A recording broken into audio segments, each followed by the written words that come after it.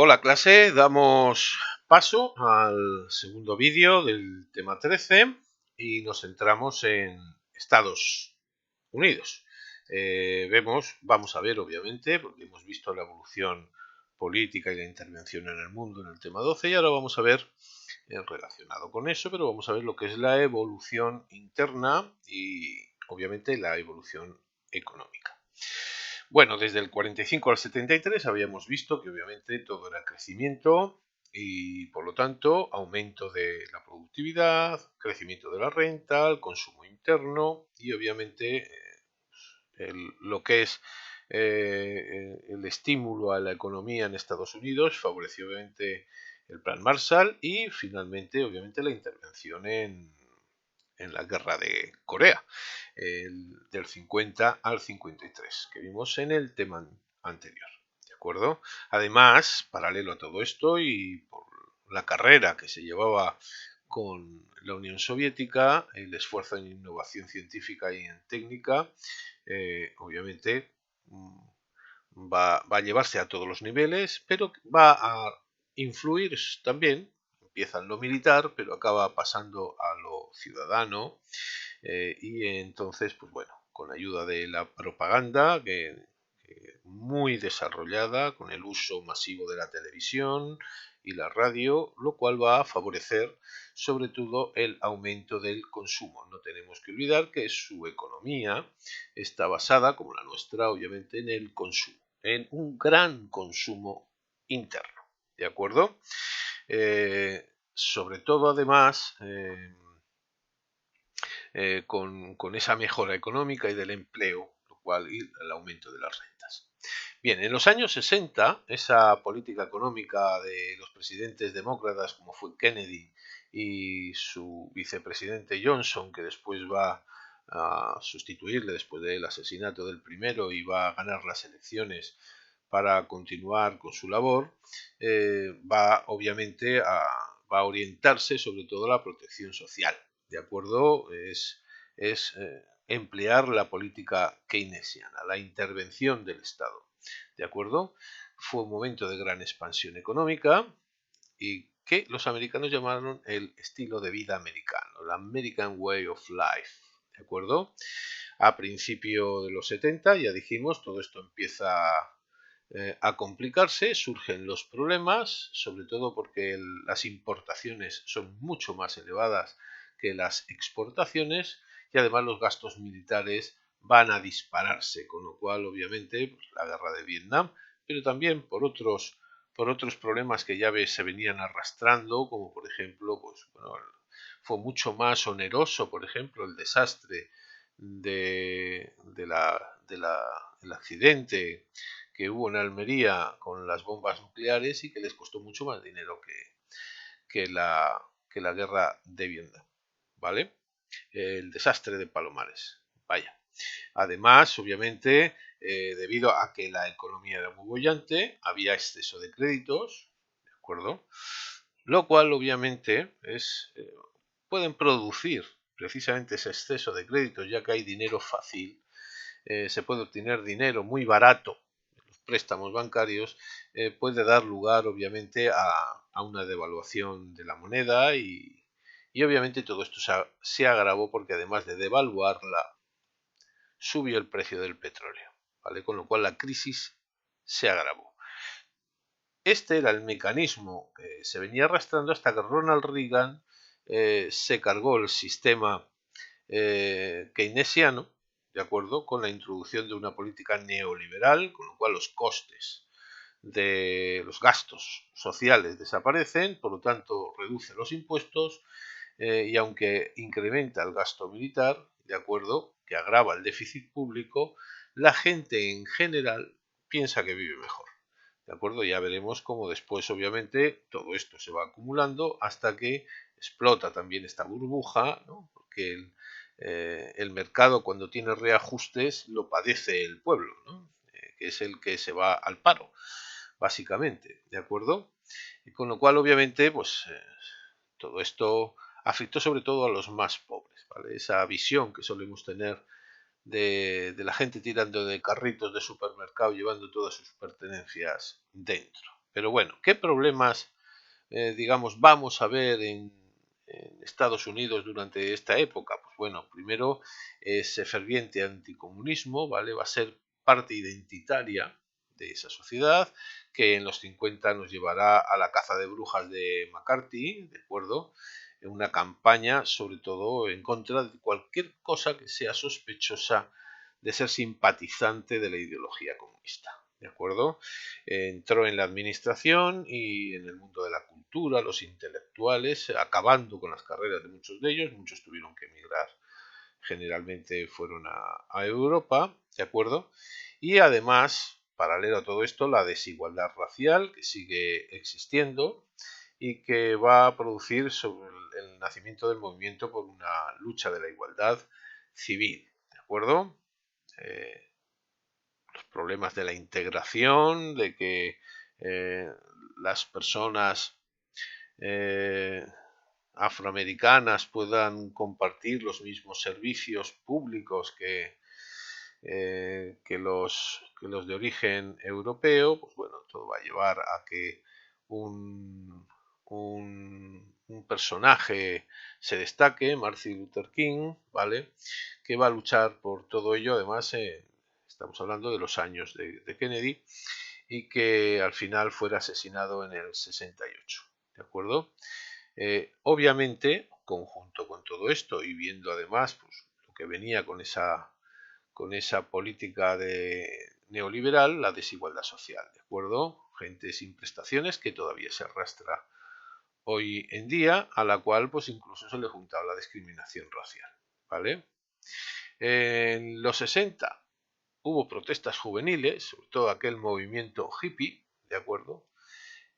Y posteriormente los movimientos, casi paralelo, pero un poquito posterior, los movimientos de liberación de la mujer, ¿vale? Van a nacer en esa época e inmediatamente van a seguir evolucionando hasta más o menos el día de hoy que seguimos viéndolo. ¿Qué pasa en política exterior y el papel de liderazgo que tiene en ese bloque? ¿De acuerdo? En el bloque occidental. Pues básicamente se debe a que eh, es una potencia económica, pero ojo, también, también es militar, ¿de acuerdo? Esto les se permite porque obviamente sobre todo su moneda sigue siendo la moneda básica de intercambios económicos, ¿de acuerdo? Es la divisa por excelencia mundial. Entonces, pues bueno, ya vimos que todo esto funcionó gracias a que sea el proteccionismo que se había desarrollado en el propio Estados Unidos. Y después, posteriormente, se fue reflejando en los países europeos y en el resto del mundo, se va a abandonar con la adopción del GATT en el 47. ¿De acuerdo? ¿Qué es lo que nos llegó? Pues todos los productos americanos. ¿De acuerdo?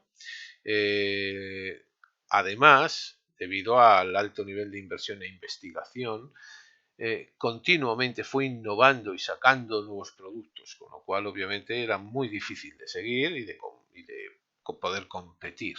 Además, se estaba desarrollando la industria espacial, la electrónica, la biogenética, ¿de acuerdo?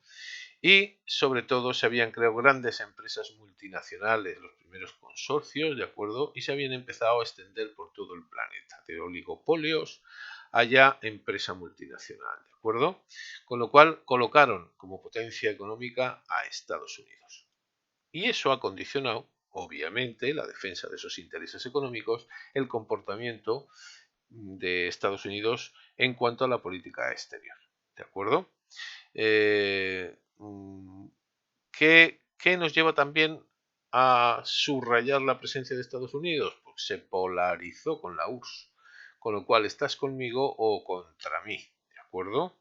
Y empieza a intervenir, es una política de intervención, ¿de acuerdo? Para enfrentarse al bloque comunista y que no le quite mercado. Así es. Y obviamente el mercado detrás o delante lleva las ideas. Entonces, pues bueno, las presidencias de Estados Unidos empezamos con Eisenhower, que llevó una política, era republicano, una política exterior en la que, aunque se disminuyeron los gastos militares, acabamos de salir de la Segunda Guerra Mundial, pero el arco estratégico se amplió a Asia, la creación del ASEATO, ¿vale? Que es, por decirlo así, algo parecido a la OTAN, pero en el sudeste asiático, ¿de acuerdo? Y también en Próximo Oriente y, obviamente, con Japón. Con Kennedy, con Johnson, el intervencionismo se va a mantener. Además, ya estaban presentes en Vietnam, ¿vale? Con la derrota de los franceses en Indochina, la creación de Vietnam, Birmania, Laos, Camboya y obviamente empezaron a intervenir ya que se quería evitar la famosa, el famoso efecto dominó, ¿de acuerdo? Y además obviamente afianzarse como un bloque superior al de la URSS y además estratégicamente, ¿de acuerdo? Con Nixon, ¿vale? Va a haber un repliegue, ya que Nixon termina la guerra de Vietnam, se sale de Vietnam en el 73, pero se siguió apoyando obviamente para impedir que el bloque comunista entrara en las cercanías o en el territorio directamente controlado por Estados Unidos. Entonces, por eso se apoyó, obviamente, pese a gobiernos socialdemócratas como el de Salvador Allende en Chile, se apoyará el golpe de Estado de Pinochet cuando Salvador Allende amenazó con nacionalizar, obviamente, parte de su industria. Inmediatamente los intereses norteamericanos saltaron y, pues bueno, como ya saben lo que pasó luego. Salvador Allende muere en plena defensa de, del Palacio Presidencial, que era bombardeado por aviones además, y Pinochet da el golpe de Estado. ¿De acuerdo? Al presidente Nixon y a su sucesor, que era su vicepresidente, que lo podemos ver aquí, ¿de acuerdo? Ay, aquí no aparece. No aparece aquí, le vemos Nixon, pero no aparece. Vamos a ver, aquí lo tenemos. Gerald Ford, ¿vale? Gerald Ford sustituyó Nixon, aunque ganó las segundas elecciones con el escándalo del Watergate, tuvo que dejar el cargo y Gerald Ford se enfrentó además a esa crisis que seguía produciéndose en Estados Unidos y bueno, fue uno de los primeros que sufrió la primera propaganda de pandemia de la gripe A, por cierto, y el famoso Tamiflu de la Roche, que prácticamente se vacunó a 40 millones de personas. Hoy creo retirado ese medicamento. Pero bueno, curioso, ¿vale? Con Gerald Ford, que lo único que hizo fue seguir la política republicana hasta que ganó Carter las siguientes elecciones. Carter propició la distensión, retiró el apoyo a los dictadores, él fue un presidente verdaderamente democrático, ¿de acuerdo? Y obviamente evitó el intervencionismo y por lo tanto el gasto fuera de Estados Unidos. Pese a la popularidad no consiguió ser reelegido y sí Ronald Reagan, de acuerdo, que vuelve obviamente hacia un rearme. Además quiere que Estados Unidos consiga la hegemonía del mundo. En estos momentos la URSS, digamos que goza del máximo prestigio dentro del mundo. La derrota de Vietnam había hundido a Estados Unidos en el panorama internacional, ¿de acuerdo? Durante el segundo mandato de Ronald Reagan se produce un deshielo con la URSS, porque alcanza la presidencia Mikhail Gorbachev, ¿de acuerdo?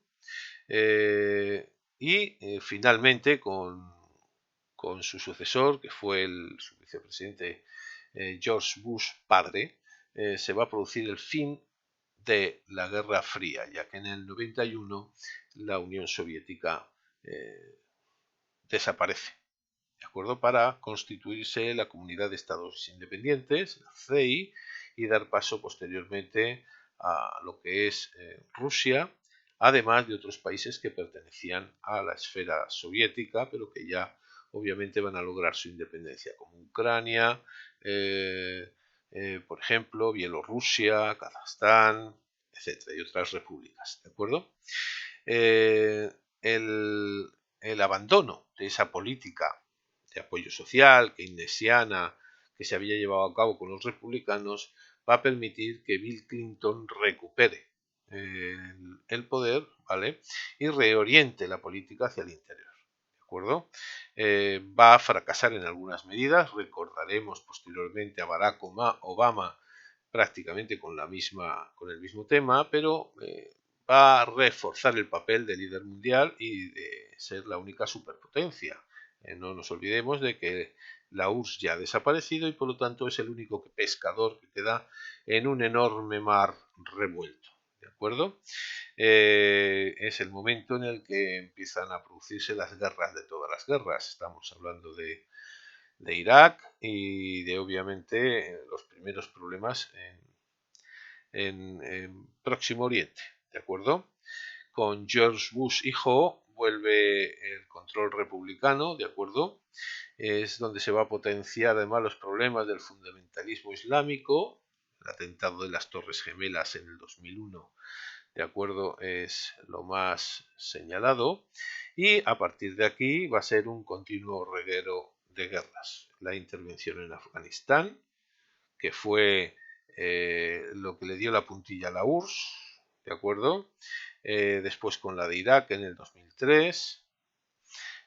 Y todo esto va a producir la caída de los republicanos, ¿vale? Debido a aquella búsqueda de las armas de destrucción masiva de Irak que no aparecieron por ningún sitio, ¿de acuerdo? Y los demócratas ganan en 2008 con Barack Obama, ¿de acuerdo?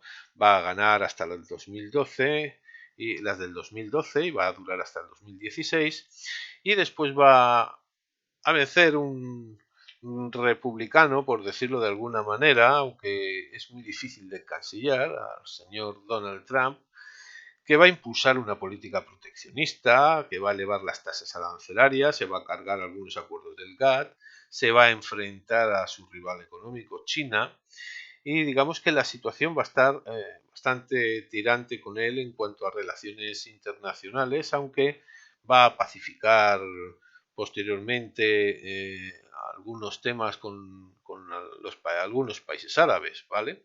Pero bueno, en 2020 va a ganar las elecciones el demócrata Joseph Biden, que fue vicepresidente con Obama. Y este es más o menos el panorama que nos encontramos con Estados Unidos. En el siguiente vídeo hablaremos sobre el papel de Europa.